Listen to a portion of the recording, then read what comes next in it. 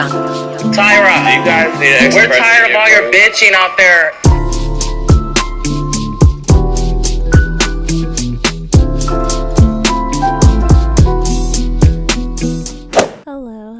Hello. Welcome back to another episode of Kombucha Hour. My name is Tyra. Today I've got a lot of announcements and things that I want to talk about that aren't related to the topic. So I will put a timestamp in the description so you know when to fast forward if you don't give a fuck about anything that I have to say. I promise I'll keep it short too. You don't have to fast forward too much, but I just wanted to say thank you to everybody that supported the new launch of the new merch that I have on my shop. My shop is called Vegan Girl Gang. I co-own it with my best friend and we make everything handmade, and we just launched two new shirt designs and some masks, and it was a really successful launch. The past 3 days have just been so overwhelming and really cool. So I just wanted to thank everybody for supporting that, because I remember telling Kayla, if we just get 5 orders, I'll be so happy. And we definitely got more than 5 orders. So I was so overwhelmed. I was so extremely happy and driven to create more for you guys. So thank you guys so much for supporting that and being so fucking awesome.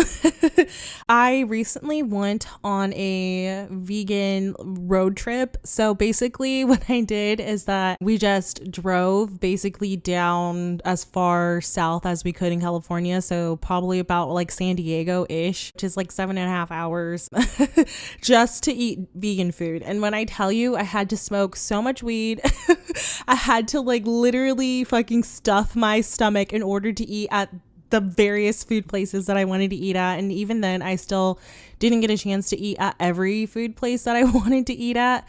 So I'll be posting all of those pics. I did a highlight on my story on Instagram, my food blog.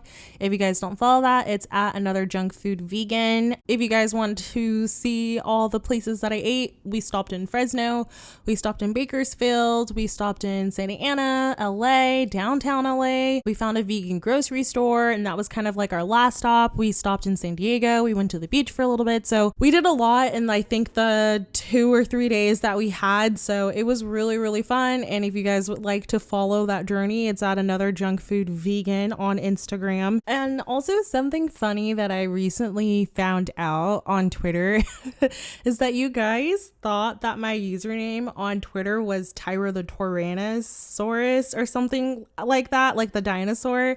And so I thought that was really funny, and I wanted to just briefly mention that because at least 6 of you guys DM'd me I listened to your podcast and you mentioned your Twitter handle, and I swore it was Tyra the Tyrannosaurus or something, and it's Tyra the Taurus. So I just wanted to bring that up. I don't know why, because I just thought that was really funny, and it's interesting to see the different ways that people see things. So I just wanted to bring that up. Also, just as my last announcement, I was featured on the Bearded Vegans podcast about the kitchen. So that was really cool because I'm in a super irrelevant podcast. My podcast is super fucking stupid compared to all of these really awesome vegan podcasts. So to be featured on a more official, really fucking dope ass vegan podcast was really fucking dope. And so yeah, I just wanted to shout them out. The Bearded Vegans podcast, definitely listen to their Thug Kitchen series. It's a 2-part series,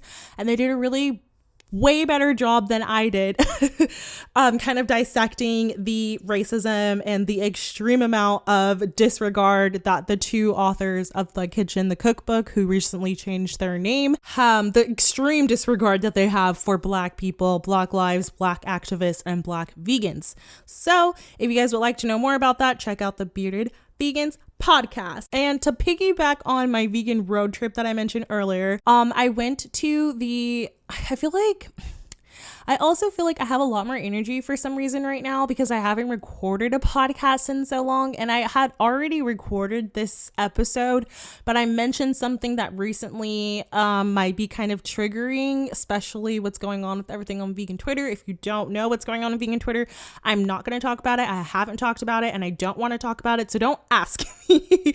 And not in a bitchy fucked up way, which I think people just tend to just hate me on vegan Twitter for whatever the fuck reason. I really don't understand it. I really keep to myself. I don't like to make friends. I don't like to tell people things about myself. And if I do tell someone something, it's something that I would want the timeline to know. I don't like to tell people my secrets. Anyway, I'm not going to go off on a tangent, but just in recent events of what has happened on vegan Twitter, I decided to re-record this episode because I had mentioned someone that I no longer associate myself with. So I re-recorded this whole episode just because I didn't like the vibe of it anymore. Anyway, so I had already recorded this episode and I feel like I usually have like a more chill out voice. And a lot of you guys have said that you listen to my podcast at night because you guys think my voice is calming. So I feel like my high energy self is different. So I apologize if you're like trying to go to sleep and I'm just like, woo! So anyway, I'll turn it down and get into my kombucha of the episode, which will then lead into the topic that we are talking about. So the kombucha of the episode today is, I've like literally been staring at this kombucha ever since I got it. It was just staring at me in the refrigerator and I wanted to drink it so bad, but I don't drink my kombuchas of the episode until it's time to introduce the kombucha of the episode. So this kombucha I got from the Besties Vegan Paradise grocery store in downtown LA. I believe that's where it is. And when I say that I love kombucha, I just genuinely love kombucha. I love all types of kombucha. I love trying different types of kombucha. So when I saw this kombucha, I was like, bless up, because this bitch is blue. And I've never seen a blue kombucha before, ever. Usually they're just like raspberry or something that's natural, but I've never seen a blue kombucha. This bottle was gorgeous. It immediately caught my eye and I had to get it. So like I said, I got it from the vegan grocery store in downtown LA called, I think it's Besties Vegan Paradise or something like that. Definitely check them out. Definitely go support. They also have vegan soft serve, which is really good. So yeah, that was the last stop on my vegan food trip journey. So we're going to try this blue kombucha. I'm very excited. It's giving me fucking Powerpuff Girl Bubbles vibes and I'm so excited. Okay, guys, ready for this opening, this reveal? Here we go. 1, 2, 3. Okay, I feel like I hyped it up a lot and it didn't give me that like fizz, that like beautiful ass fizz. But you know what? I shouldn't expect so much from it. You know what? It's like not its job to perform for me. I bought it. It did its job. It's a kombucha. I shouldn't be fucking so critical because it didn't give me a grand finale opening. So you're good, boo. Okay, let's try it. Okay. Okay. I actually don't like it. I don't know. Wait, hold on. The aftertaste is kind of good. Okay, so anyway, let me introduce what it actually is because I realized I didn't do that. This is the GTS kombucha limited edition kombucha. It's the 25th anniversary bottle and it's blue and it's called Sacred Life. It's very gorgeous. It's only 60 calories for the whole bottle, but I just feel like the initial taste, I don't really get it. It just tastes like a kombucha, like that kombucha taste with like no flavor, but the aftertaste is really good. Let me try it again. Yeah, see, I don't know. It just tastes like a kombucha with like nothing. Anyway, but I like the GTS brand is my favorite. So I'm not hating, but I'm just like, girl, that was not good. Anyway, let's get started with the topic of this podcast, which this is something that has been on my mind as a vegan ever since I first went vegan. It's something that I thought about, like it was one of my first controversial takes in my head because I feel like I'm queen of controversial takes. It was one of the first controversial topics that I had in my brain that I didn't quite understand and that I thought that this is something that majority of vegans won't agree with. When I started the research for this podcast episode, there wasn't really anything that I could find on the topic online, which is why I really wanted to discuss this to kind of open and start the conversation, because it surprised me that I couldn't really find a lot of vegans' opinions on this subject. So I did take to social media. I did take to all of my social medias to kind of get more of a concrete idea, just to kind of spark the conversation, and hopefully other podcasts or other blogs that are vegan might take on this topic and kind of expand on my opinion, disagree with my opinion, agree on my opinion, and just kind of start this conversation. So I'm excited to do that because I don't think I have done that yet. So the first place that I went to kind of get more information on this topic, and if you guys don't know what I'm talking about, based off of the title of this podcast episode, we are going to be talking about if buying animals from slaughter is ethical. I feel like I need to be very detailed because people are going to take this and try and spin it however much that they can. So what I mean is buying animals from slaughter ethical, I mostly mean is buying an animal who otherwise have been, killed, especially at a very young age, is buying those animals from slaughter ethical or not. This is a very controversial topic. Different people have different opinions. I've noticed that a lot of activists who do a lot of open rescue activists would say no, and I notice a lot of vegans who are more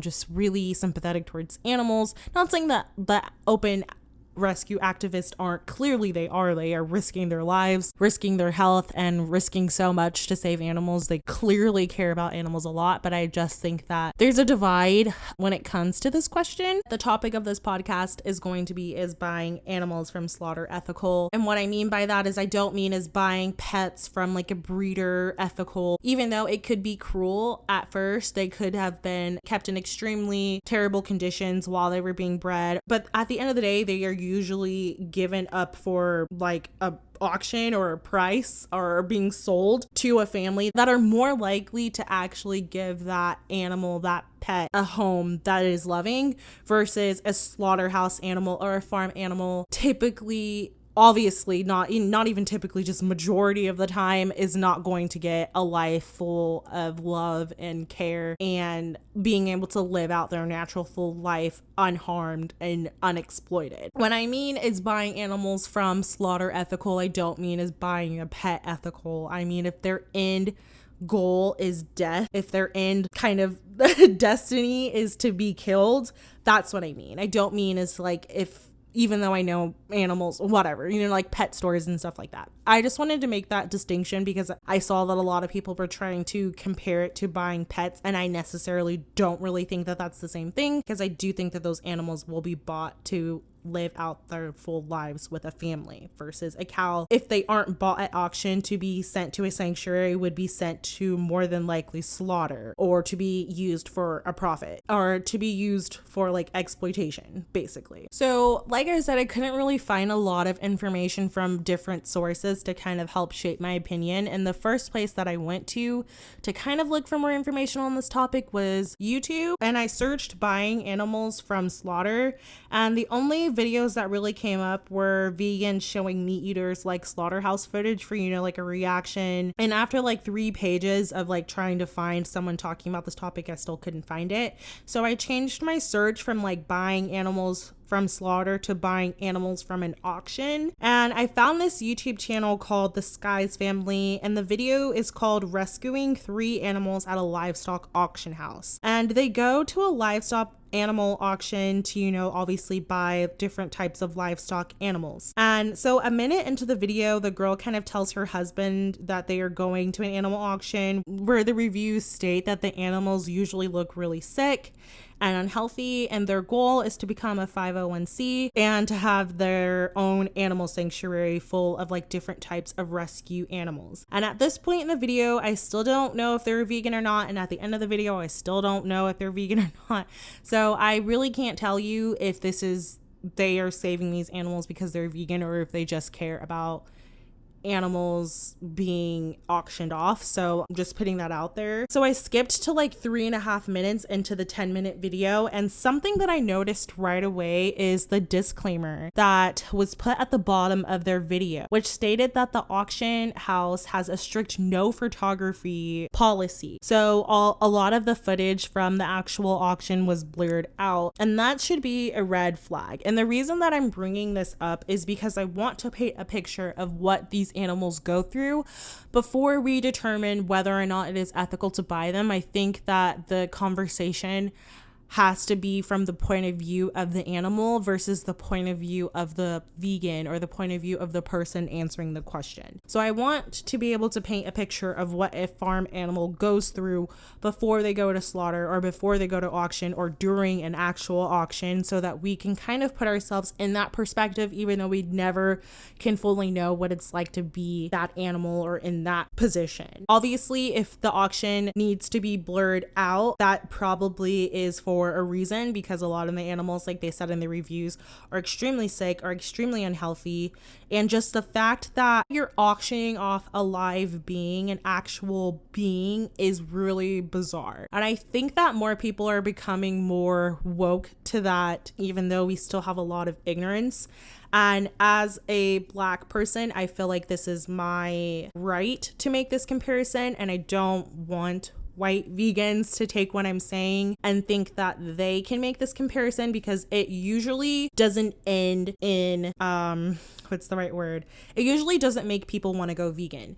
And it's not to say that what you're saying isn't right. It's just that it usually turns people off hearing this from a white person. So if you're going to make this comparison, make sure you are quoting an actual person of color, especially if you're going to talk about what I am talking about right now. Please don't say it from your perspective. Please quote another Black vegan or another activist when you're talking about these types of comparisons, because they can be very, very triggering to large groups of people. I have to ask myself how we as a society who have, mostly when I'm talking about this, I'm usually talking about leftist, liberals, woke people, woke beings who claim to be against oppression, who claim to be against discrimination, who claim to be against slavery, still actively uphold slavery. And when I was telling my mom about me doing this podcast episode, this was the first thing she brought up too. So I know a lot of Black people can make this connection, which is why I wanted to bring this up. Obviously, we used to have live auctions of human beings.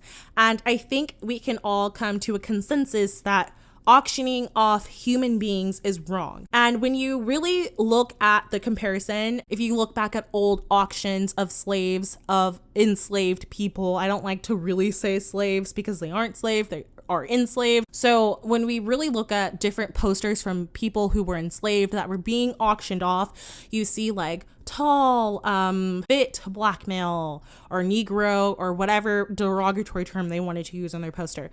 Or they say plump or hardworking African-American women, childbearing, or, you know, they use different types of lingo and different types of words and stuff like that that are very dehumanizing. And yes, that is dehumanizing, but it's also just extremely oppressive. And I think that that's the word that I want to use, because I don't want human to be attached to this. I think if we as a society can decide that auctioning off human beings is wrong, I think that that's I know there's probably some Republican crazy motherfuckers out there who think that Black people should still be auctioned off. But I think as a majority consensus, I don't even want to say majority because I don't have data on that and I hate speaking out of my ass, but I think a lot of, especially in liberal, leftist, you know, that stereotypical people who use their brain when they're thinking politically, right? When you really think about it, is auctioning off a being wrong? I think we can come to a consensus that auctioning off an actual life is weird, right? It's fucking bizarre. And so to impose that same type of discrimination, that same type of oppressive behavior onto other beings is absolutely disgusting. It's wrong.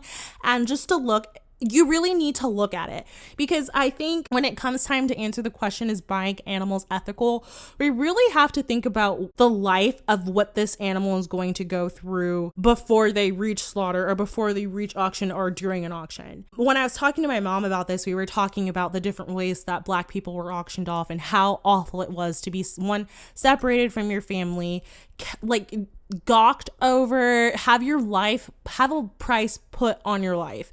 And obviously animals don't know that I just got sold for $20. Like, clearly they don't know the concept of money, but they do know, they're not stupid. They are aware of their surroundings. They're aware that they are in this cage, usually kept in this cage. It's extremely hot. Majority, when I was watching this YouTube channel, they said that they didn't have any water. They said that the animals were there being auctioned off for hours without any water, without any food. They were kept in awful, small, gross, disgusting cages. Some of them were fucking stuck in feces, that nasty ass shit. So when we ask ourselves, do we think auctioning off human beings is wrong? Usually people will say, yes, we think doing that is wrong. So if you aren't vegan, I really really hope that this doesn't come across as shaming you, because I know a lot of the times when vegans are just talking in normal animal conditions, people think that it's coming from a place of shame. I'm coming from a place of trying to reason, to trying to pull out that compassion that I know that you have for human beings and that you have for other beings like cats and dogs. We can say that cats and dogs don't belong in cages. We are all against the Yule Dog Festival, but when it comes time to apply those same things to other beings, typically we accept a lot more. So I know that's a huge tangent that I went on, and I'm going to edit this and be like, why did I talk about this for so long? Hey guys, I am editing this, and I 100% just wanted to say that I am asking myself why I talked about that for so long and how that related to what I was talking about. And I'm sorry that I went off on like a huge ass tangent. Anyway, love you guys. Bye. But I just wanted to really point out how awful it is to put a price on someone's life. To already know the day that you want to kill someone, the day they're born, right? Like male chicks, for example, their average lifespan is 24 hours. Really think about this. So when it comes time to say, should we buy these animals from a lifetime of slavery, from a generation of slavery, from a ancestry of slavery? I think that's something that we really need to consider when asking ourselves this question. So as I continue to watch the YouTube video from this family, this was about 6 minutes in from this YouTube video, they start to talk about their experience being at the auction and how they tried to detach people from feeling bad for the animals there. The lady, who I couldn't 100% tell what she was saying, but around like 6 minutes and like 10 seconds, I think, you can hear exactly what she says for yourself. But when I turned on the captions, this is what the captions said. So I don't know if this is exactly what she said, because it was kind of hard to get the exact words, but this is what the captions wrote. So she was describing this sign that she saw while she was waiting to bid on the animals that they wanted to rescue. She described seeing this sign that said "people eating tasty animals," which was there to remind you that these beings, these sentient lives, these beings that just want to love and give off love and just be loved, these innocent sentient beings are there strictly to be eaten, exploited for their body parts and their secretions. When I talked a little bit about slavery, because I do think that as a Black vegan, when I talk about slavery and making comparisons, I'm not equating the two issues. They are very different in so many different kinds of ways. But I also think that putting things into a human perspective is a little bit easier for us to sympathize with. Back when I studied a little bit of history, they would use different signs, and obviously they wouldn't make these Black people seem like they were humans, right? We all kind of know that they treated them like they were some kind of aliens, like they were actual livestock. They didn't treat them like human beings that love, that feel, that hurt, that have pain. They treated them straight up like actual livestock animals. Using different ways to detach people from having emotion for exploited beings is kind of a way for the oppressor to keep oppressing, especially when it comes to animals. When we put these little "bacon is really good" or "who cares about stupid pigs," when we use, or like when we do different things like that to try to detach ourselves from the fact that we are all living, breathing, sentient beings. When you try to make yourself feel better than something, when you try to make yourself feel superior to something, it's easier to not have sympathy or any emotion for them. So that's kind of what they were doing at this auction, right? They were saying they had different signs everywhere that kind of reminded you that these cows and pigs and chickens aren't for loving, they're not for being cared for, they are to be eaten and exploited. So that's something that I wanted to point out at the auction, where she saw the sign that said "people eating tasty animals." It's another way to detach people from having any type of emotion, because naturally we are compassionate beings. I believe that naturally we don't want to cause harm. It's a way to keep humans from feeling any type of sympathy for oppressed beings. And so it's important to remember that this is actual enslavement. They are selling these animals at these auctions for as low as $20. Two of the pigs that this family bought, they bought for $20. I think two of them were, I think that they were two for $20 or they were $20 each. But either way, like, can you imagine you being sold for $20, your child being sold for $20, your family, your mom, your fucking, even your dog? Can you imagine someone stole your dog from you and is selling them for $20? That is what we view these animals as. They're worth $20 fucking dollars. And something that, and this is a trigger warning because it is very, very, very, very sad what I'm about to say, so just warning you, but the girl in this video said that some of the baby animals at this auction still had their umbilical cords attached to them. Like, how fucking sick and sad and wrong is this? Like, as a species that claims to be one of the most intelligent species, we are absolute monsters to these animals. We treat them like fucking trash. Sorry, I get so passionate when it comes to talking about oppression because it's one of those things that are so unnecessary. We don't need to repress these beings.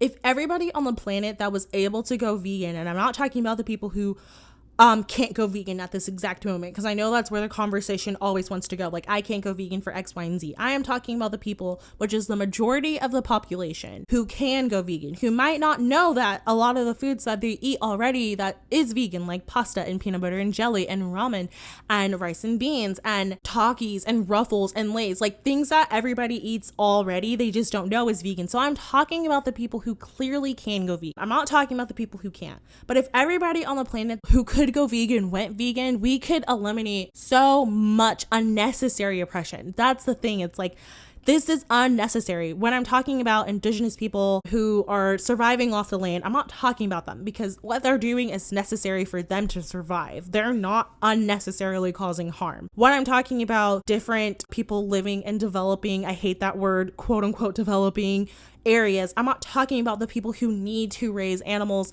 to kill them, to eat them in order to feed their family and survive. It's an 100% necessity. I'm not talking about those people. I'm talking about the people who can, which is especially when we're talking about first world nations. Majority of those people can go vegan. And if those people cared, we could eliminate not only majority of our food emissions, but we could also eliminate so much unnecessary oppression in the world. And when we talk about, obviously, third world areas or developing areas, I don't know the right word. I tried to Google this a while ago, and it's just such a controversial what the right thing to call these areas are, but poorer countries, they aren't eating like Buffalo Wild Wings and fucking steak. They're eating rice and beans and maybe some fish that's local. They're not eating these luxurious meats that I think people tend to think. It costs a lot of money. It costs a lot of time and a lot of water and a lot of land to raise, especially things like cows and stuff like that. A lot of these areas, they're not the problem. They're not the ones causing this unnecessary oppression. They're not the ones causing so much environmental harm. It's the people who can go vegan that actively choose not to. The people who can go vegan that actively just decide that they don't care about forms of oppression that they should care about. We're talking about actual baby animals. To sell a baby animal that was fresh, that just came out of their mother with the umbilical cord still attached, that takes like such a special kind of evil that humans possess, because I can't think of any other animal that just takes a newborn baby just for the fuck of it outside of survival. There's not another species that I can think of that does that. We are the only ones that unnecessarily exploit animals when we don't have to. So sorry to get off on like this tangent, but it just makes me so angry to think about the fact that we have so much oppression that we can eliminate. Like I said, sorry to get off on a tangent.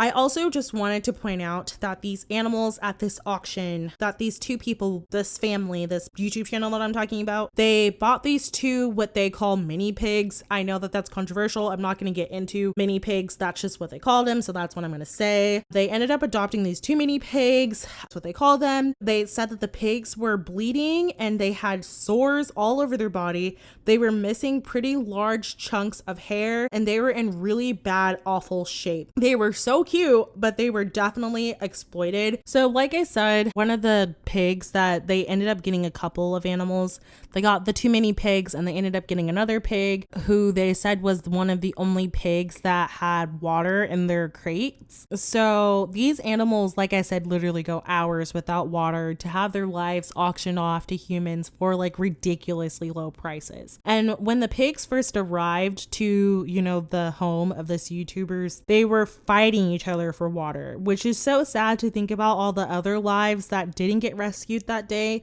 that won't be loved, that won't get water immediately, that won't feel comfort when they go to sleep. You know what I mean? It's just really sad to think about the animals that didn't get rescued by this family that night. And I'm not saying that there probably weren't other people maybe there that were rescuing, but I highly doubt it. A lot of these people will buy these animals to raise to then slaughter. So it's really sad to think about these animals not ever really experiencing love, something as really, really simple as love. To end kind of giving you the perspective of what these animals go through before they are auctioned off or before they are sent to slaughter, so that we can really ask ourselves the question, is buying animals ethical? I wanted to also take you through an actual farm, because I took you through the auction process, which is where, the dilemma of if buying them for a price is ethical or not. I wanted to take you to an actual farm where these animals were more than likely either end up, or where their family has come from, or somewhere in their lineage. This is where the animals were more than likely end up in this type of situation if they are not saved from auction. So I decided to check out an actual vegan visiting an actual farm so I can give you their perspective. Obviously, I went to the vegan Jesus, Earthling Ed. Earthling Ed is a vegan activist that I'm sure a majority of you have heard of before, but if you haven't, his name is Earthling Ed. He has a podcast called The Disclosure. It's really good. You guys should check it out. And his content has helped a lot of people go vegan and has been really impactful in people's lives. Definitely check him out. He's a lot smarter than me. So I went to his video called Vegan Visits a Dairy Farm, and Earthling Ed visits one of the largest dairy farms he's ever seen, and he's seen a lot of farms. He's been to a lot of different farms and things like that, so this is probably the largest he's ever seen. So I think that it gives you a pretty good representation of what farms are like. The animals are standing in what looks like massive piles of shit. There's mold, I saw urine and dirt, and Earthling Egg describes the smell as just one of the most disgusting smells he's ever smelled in his life. And this is where the cows pretty much exist. They sleep there. This is where the cows pretty much exist for majority of their lives. These are their conditions. They are stamped with a number on them so they can keep track of different cows, and you can see how attentive the new mother cows are with their newborn babies. They are super aware of their young and they really want to protect them. And you can see this when you actually watch the video, when people are coming around their child. Just like any mother, they are very, very protective of their newborn child. I don't know why humans for some reason think that animals don't care about their young and their offspring. It's one of those stereotypes that I just don't really understand. But these cows are very, very, very attentive to their newborn calves. And just as I was writing my notes, I usually make notes for each podcast. And just as I was writing about how attentive the mother was to her new calf, not even realizing what was about to happen, a man comes into the frame with this huge wheelbarrow looking device. He opens the cage that's like attached to the wheelbarrow thing, and he grabs this newborn baby by their fucking neck and tries to, force the baby into the cage, which obviously the baby is like, what the fuck are you doing? Like, why are you putting me in this fucking cage? And so the calf starts trying to fight back, like, bitch, what the fuck? And, the mother calf is trying to stop the man from taking her baby, because naturally that's what you're gonna fucking do. And the calf just looks absolutely terrified about what's happening to them. And then without a goodbye, without any type of closure, the mother is completely separated for her child for the rest of her existence. And this will happen to her over and over and over again until she dies from actual depression and exhaustion and exploitation. These animals literally will collapse from depression, exploitation, and exhaustion. And if they end up being a fighter, they typically only live for about a year or two. Yes, the cows that you see and that you eat are sadly baby animals. They have a lifespan of over 25 years. I think it's either 20 to 25 years is their lifespan.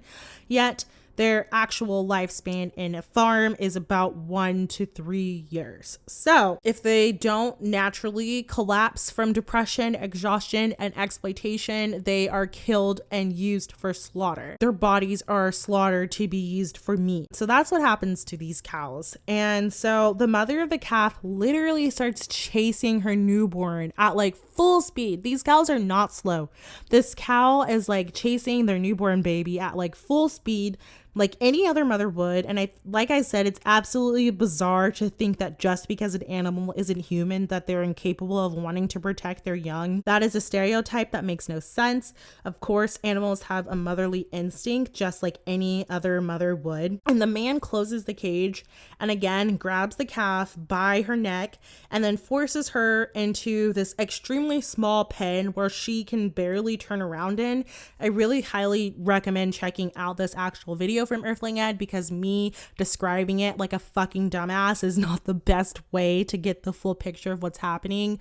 But basically the calf was separated from their mother to be put into this little small pen where they barely can lay down and they definitely can't turn around and be free or move around like, you know, newborn calves and like newborn babies. They like freedom and to move around and to stretch their legs and to explore. You know, they are exploring this new area and they are deprived of that opportunity. Earthling Ed then goes back to pet the newborn calf that was just taken from her mom, and she looks extremely terrified. You can see it in the calf's eyes. It reminded me of how my dog looks at me when he knows I'm about to leave to like go to work or go to the store or something. He looks at me like with these saddest puppy dog eyes, like he knows what's happening. He knows that he's gonna be separated from me for a little bit of time, but the difference is that I'm going to come back and like literally give him the most attention, versus this newborn calf is never going to see their mom again. And I think that that's something that we really need to keep in mind when we're asking ourselves, is it ethical to buy these animals from this lifetime of enslavement? Earthling Ed then goes back from the calf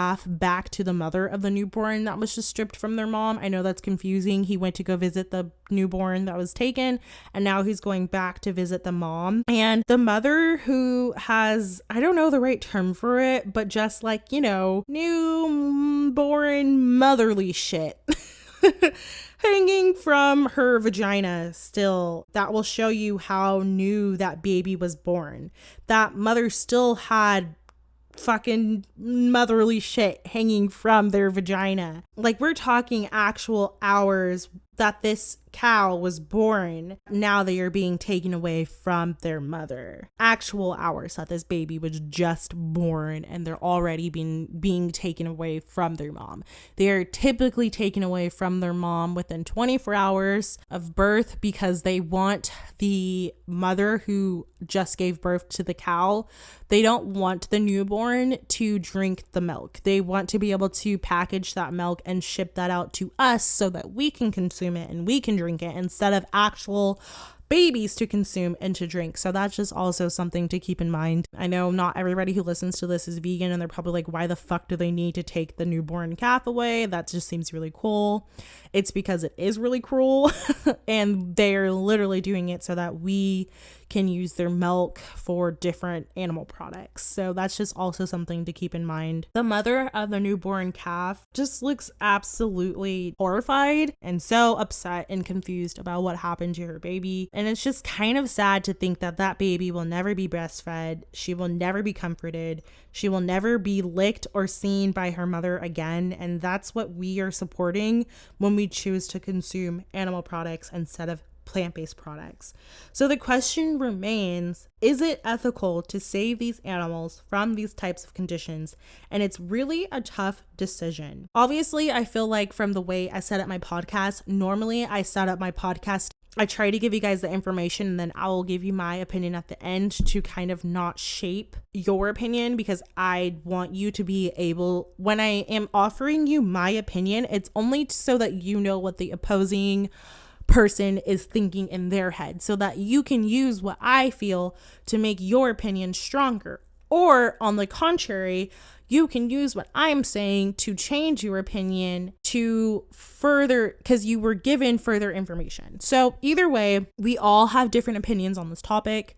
Clearly, my opinion is I believe that it is ethical to buy animals from slaughter, from auction, to save their life. But this is a controversial decision that a lot of my friends disagree with me. A lot of my vegan activist friends disagree with me. So this isn't something that is concrete, like that majority of vegans feel this way or majority of vegans feel that way. This is one of those decisions that is really, really hard for most vegans to kind of decide. So I took to Twitter at around 11:15 a.m. I don't remember the date because now it was a while ago because I had to re-record this episode.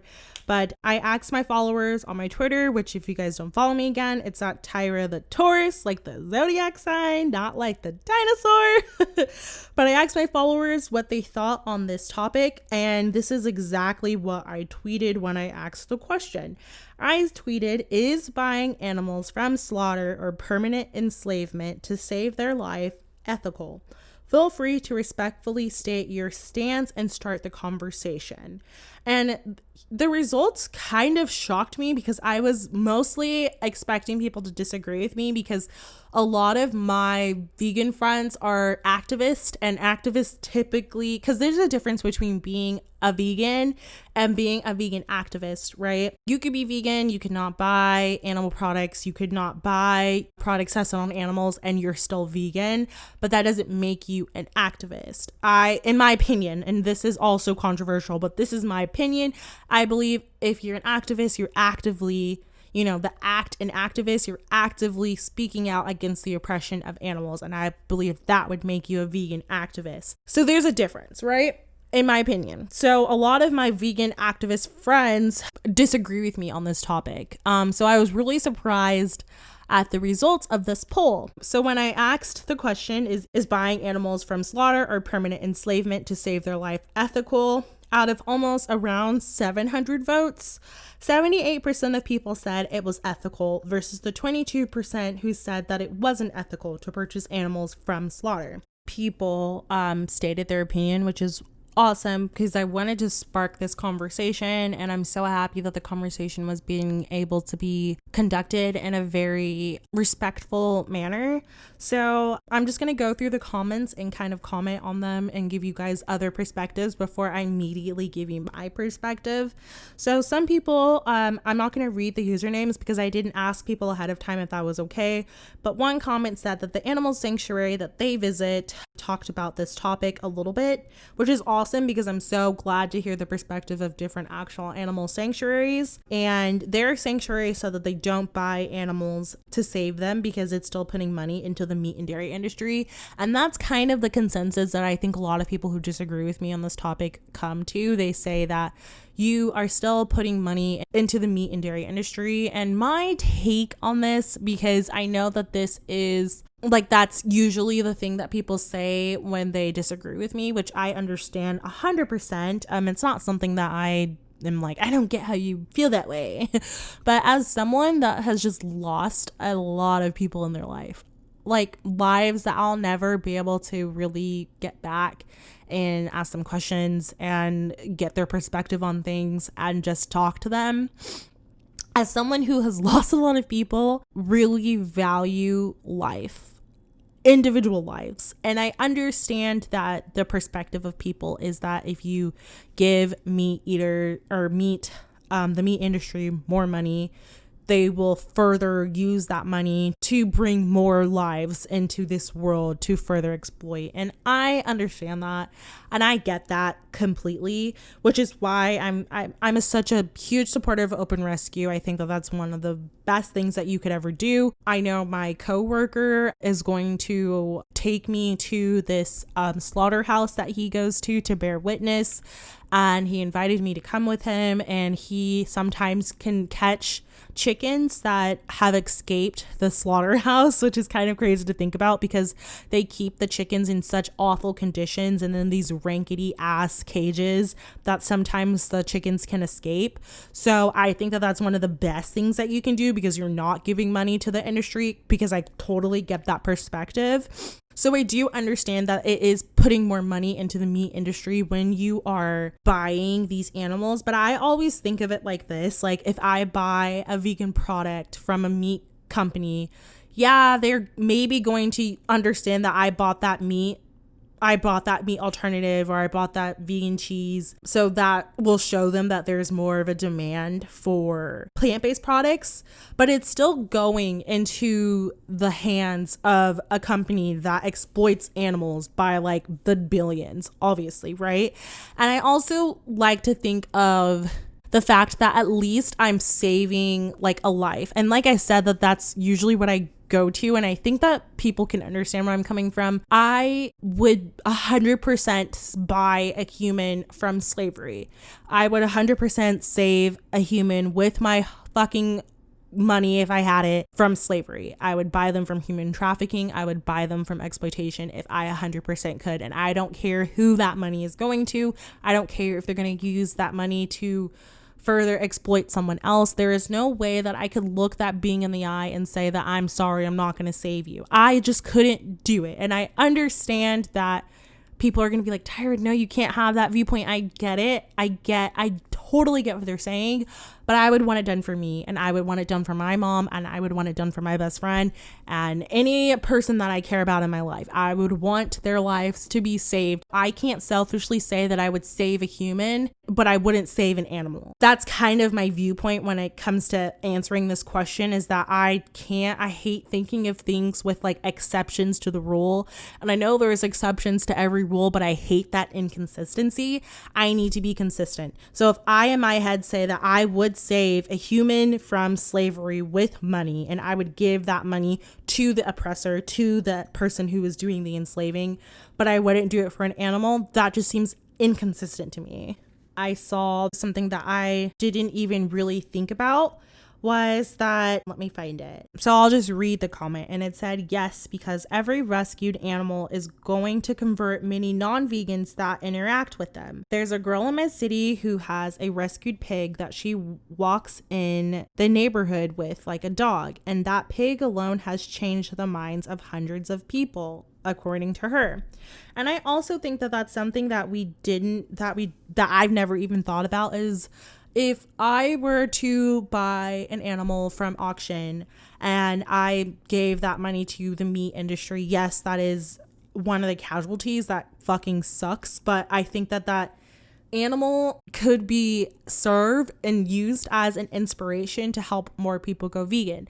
I could explain the conditions that not only the pig that I rescued, or the cow that I rescued, or the chicken that I rescued was kept in, but the conditions that the other animals were kept in. And you can use that pig or that cow or that chicken's life and story as an inspiration to help other people go vegan. And I think that that's also something that I never really considered, that I think is very impactful. It's just something that I didn't really consider. So that's another perspective that maybe someone else hasn't really thought of. And the last question that I'm going to read is actually from my friend Marika. So I'm pretty sure she won't mind that I'm shouting her out, but she obviously disagrees with me. I knew Marika was going to disagree with me, but I love her. There's no hate. There's no fucking beef. I love that. I love her. So there's no hate. But she said, no, while we still may be saving that one animal, we are still replacing that animal with another who will face the same oppression and brutal ending we just saved the prior individual from. So open rescue it is, because we won't replace someone if we don't know they're missing.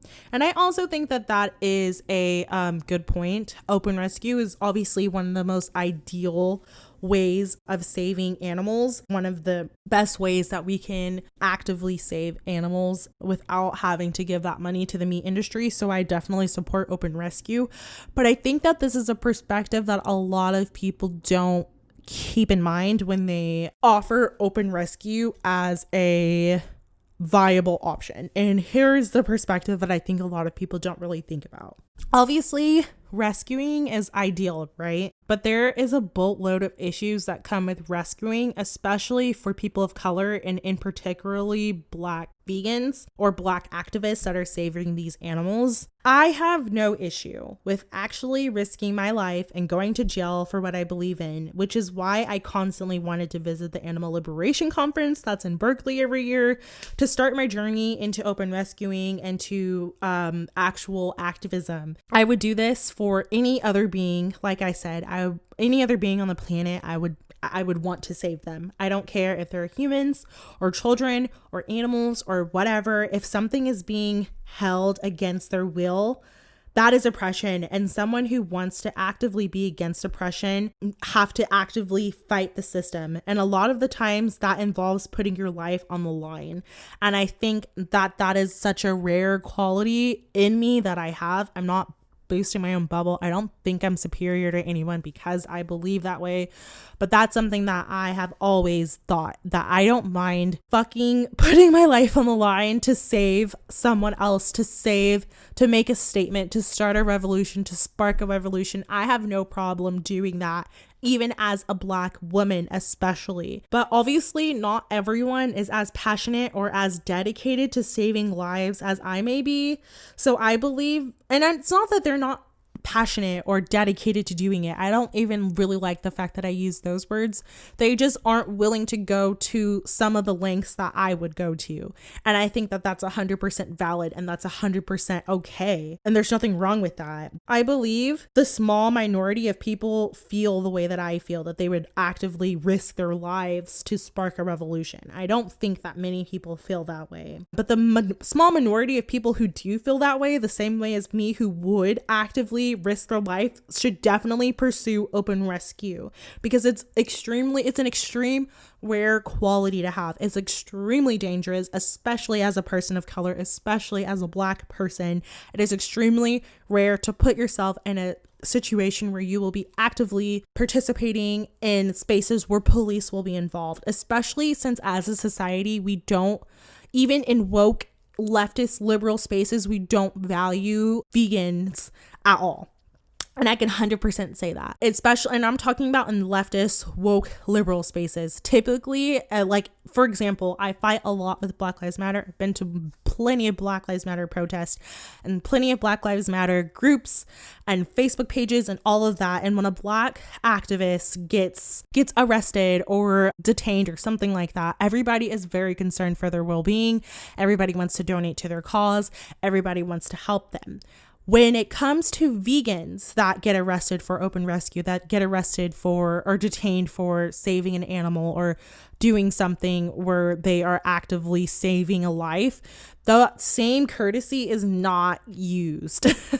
And I have definitely seen that. I had a Facebook group that I belong to. It's like a Black Lives Matter activist Facebook group that I belong to. And one of them posted this post about the activist that was recently killed at a vigil. I think her name was Reagan Russell, or Reagan, I know was her first name, I'm pretty sure.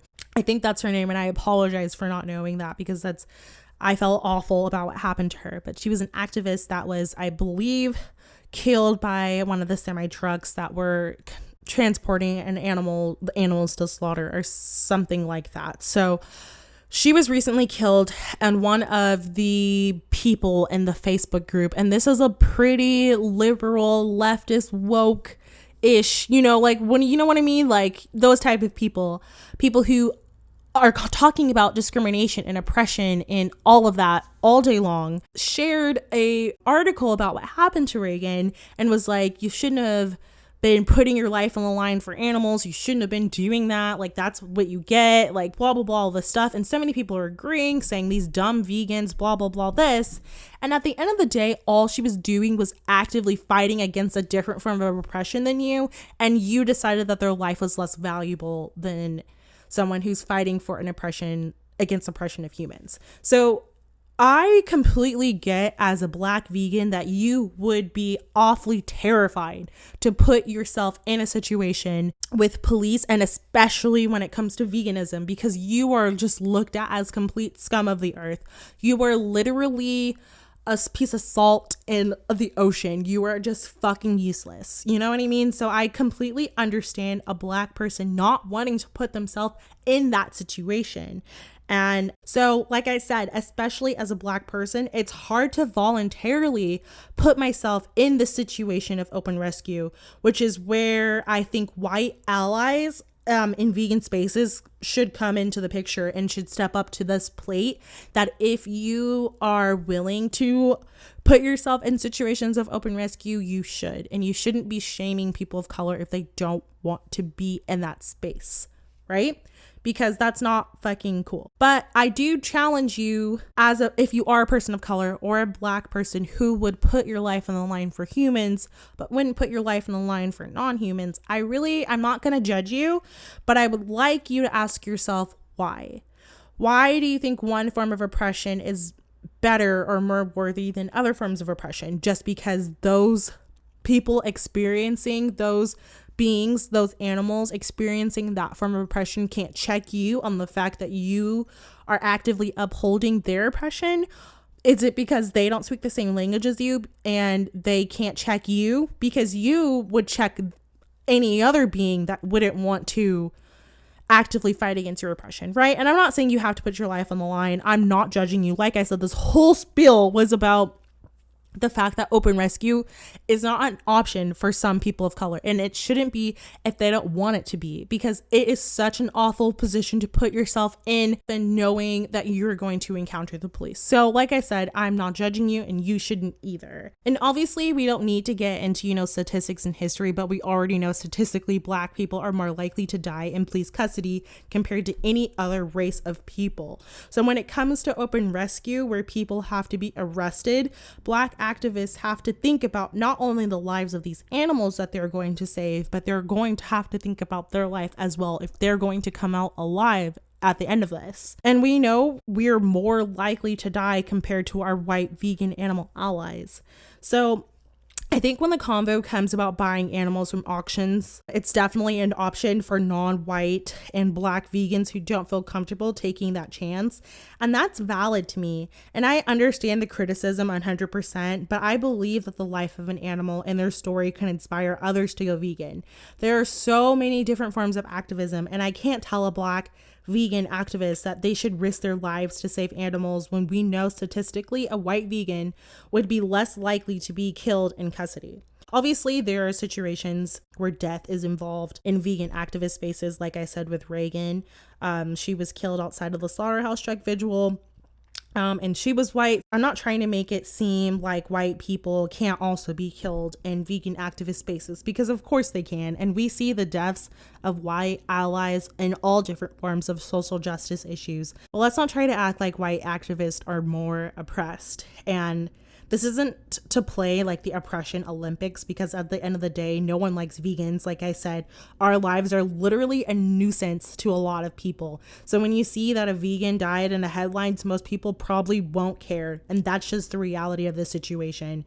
But to ignore the statistics of how Black people are more likely to be brutally and fatally harassed by police is naive of white allies. That's just something to think about. Obviously, you can still agree with everything I just said and still disagree about buying animals from auctions, and that's still valid because there are obviously other forms of activism. But I think actually saving a life, whether that be from a purchase of an animal or in rescue, is valid. That animal is grateful for you. You saved their entire lineage. You can now share their story and inspire the world with their existence. You can give them love that they never thought that they would ever receive. And I think both forms are extremely valid, and I'm grateful to everyone who was involved in saving the lives of animals. I would do anything to save a life, whether that be to buy them or to steal them. So I'm just being real with you. I would want someone to save my life and my future lineage lives, even if that required funding my oppressor. I mean, we fund oppressors that will continue to exploit and enslave other beings all the time. So why not do it if in return I get to save an animal and their entire lineage from further exploitation? I'm going to end this podcast because I feel like I have dumped a lot of heavy information. This was a really, really hard podcast to record. I apologize that it took me so long to get it out, but I'm happy I was able to re-record it because I feel like I included a lot more than I did before. It seems a lot less rushed than I typically than the first recording. I again welcome you to DM me. I love when you guys DM me about my podcast and give me your opinions about episodes. If you are drinking your kombucha out of your wine glass like you should be, please take a picture of it and tag me on Twitter and Instagram at kombucha hour. That would really be awesome. And I know this is a lot to ask, but if you guys could please give me a 5-star rating on Apple Podcasts. That would really help when it comes to boosting my podcast and the search results and getting more people exposed to the perspective of a Black vegan. I think it's really important, whether that's my perspective or another Black vegan's podcast. Just make sure you guys are reviewing those podcasts. And if you hate my podcast and you hate me, just kidding, don't review it. I'm just lying. That's not even a thing to do, right? Like, that's not even an option. You can't you can't review podcasts, right? Anyway, I've been talking for so long. I hate the sound of my own voice. I've got to go. I've got to pass away. Goodbye.